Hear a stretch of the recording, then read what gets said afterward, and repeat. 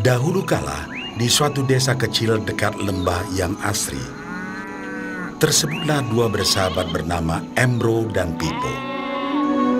Mereka adalah tipe pemuda yang berambisi untuk menjadi orang terkaya di desanya. Mereka kerap membicarakan impian dan ambisi mereka itu akan kekayaan, kehidupan, dan gaya hidup yang ingin mereka miliki nantinya. Mereka tidak takut untuk bekerja keras, hanya saja mereka masih belum mendapatkan kesempatan untuk dapat mewujudkan cita-cita mereka. Tanpa putus asa, mereka terus mencari dan mencoba gagasan-gagasan baru untuk mendapatkan kesempatan tersebut.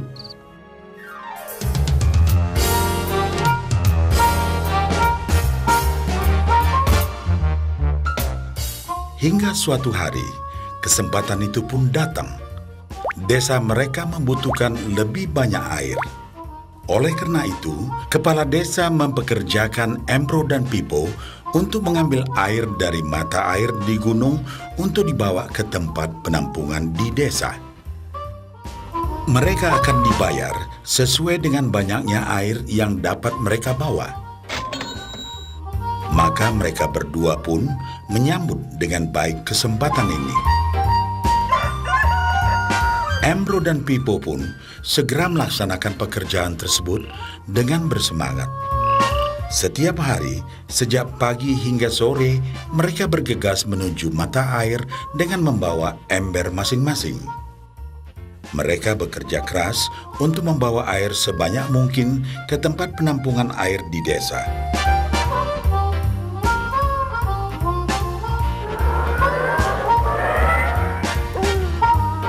Menjelang sore hari, mereka pun pulang dengan membawa upah dari hasil jerih payah mereka hari itu.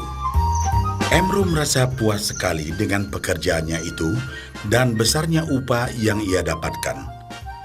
Dia yakin bahwa dengan pekerjaannya ini, ia bisa segera mewujudkan cita-citanya. Bahkan untuk menambah penghasilannya, Embro membuat ember yang lebih besar agar dapat lebih banyak membawa air. Embro yakin dengan penghasilannya sebesar itu, tak lama lagi ia bisa segera membeli sapi dan memiliki gubuk baru yang ia idam-idamkan.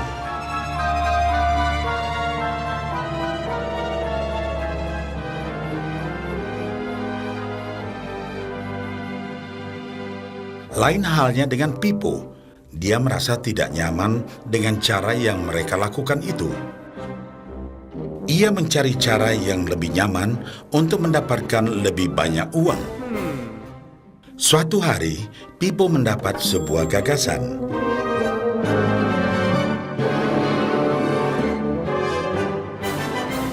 Ia berniat membangun sebuah saluran pipa yang akan mengalirkan air dari mata air langsung ke tempat penampungan air di desa. Dengan saluran pipa tersebut, ia akan mendapat lebih banyak air tanpa perlu lagi membawa ember ke mata air.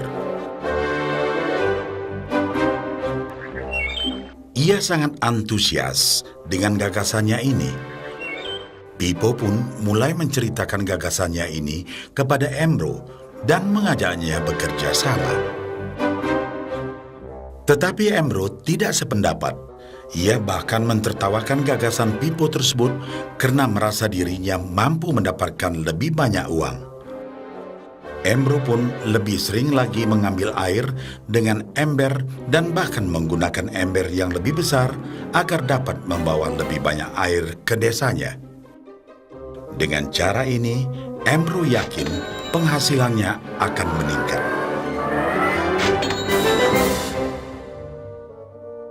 Pipo akhirnya memutuskan untuk mewujudkan sendiri gagasannya itu. Dia mengerti bahwa tidaklah mudah untuk membangun dan menyelesaikan saluran pipa tersebut. Dibutuhkan beberapa tahun untuk bisa menyelesaikan dan menikmati hasilnya.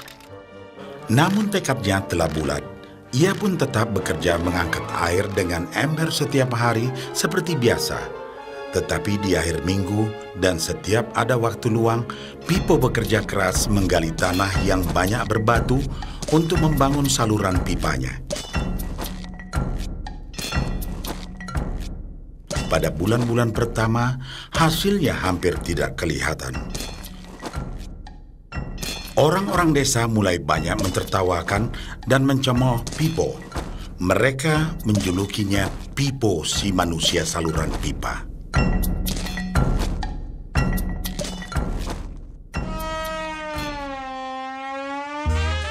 Sementara itu, penghasilan Embro telah meningkat 2 kali lipat. Ia sudah berhasil membeli sapi dan memiliki gubuk baru yang lebih besar. Gaya hidupnya pun sudah mulai berubah.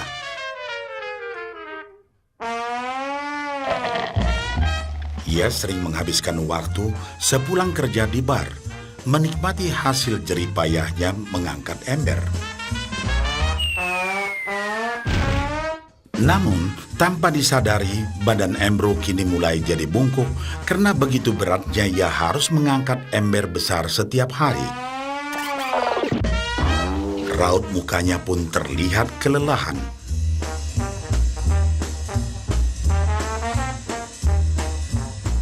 Semakin hari, semakin sedikit air yang dapat dibawanya karena tenaganya berkurang seiring bertambahnya usia.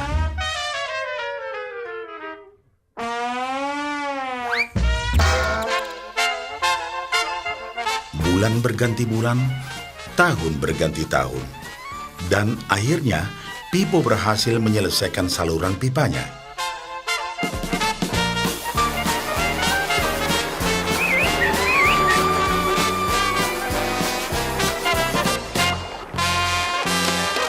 Kini, tanpa perlu bersusah payah mengangkat ember, Pipo akan mendapat lebih banyak uang berkat air yang terus mengalir memenuhi tong-tong air di tempat penampungan. Air terus mengalir tanpa henti, bahkan saat ia tidur, makan, ataupun saat pergi berlibur. Pipo pun puas dan bangga. Berkat tekad dan kerja keras, kini penghasilannya pun mengalir tiada henti, seiring aliran air di saluran pipanya.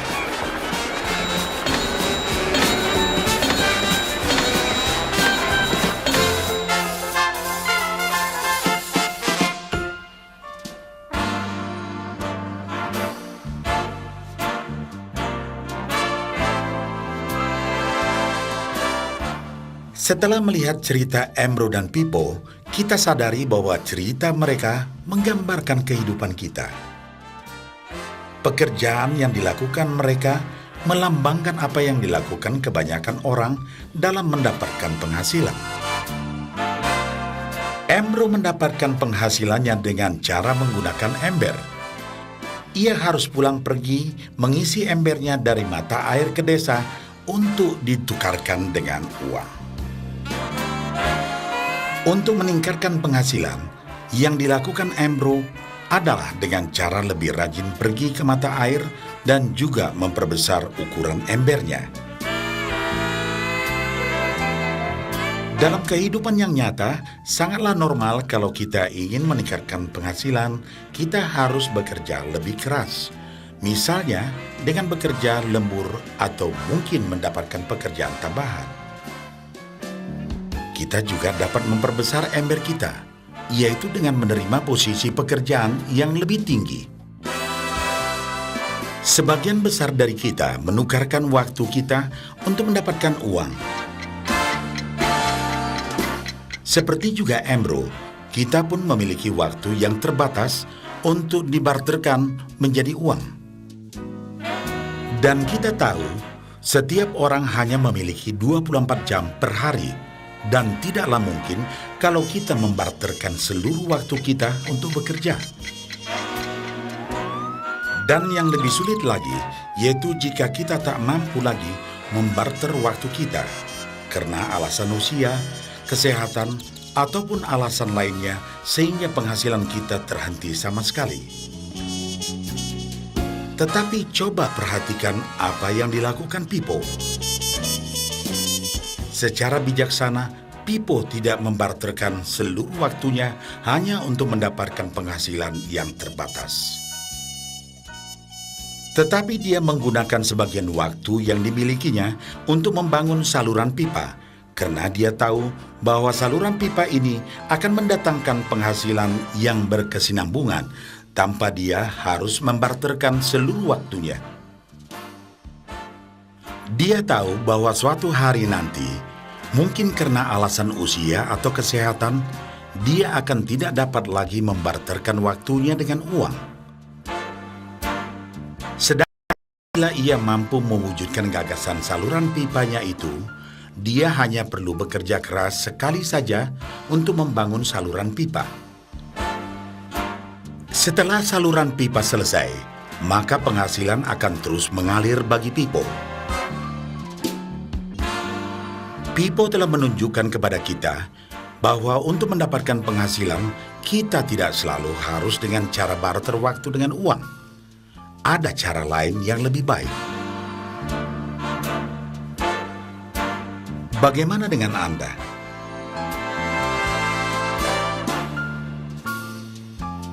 Apakah Anda masih seperti Embro yang membarterkan waktu Anda untuk mendapatkan penghasilan? Atau Anda ingin mengikuti jejak Pipo dengan mulai membangun saluran pipa untuk mendapatkan penghasilan yang berkesinambungan?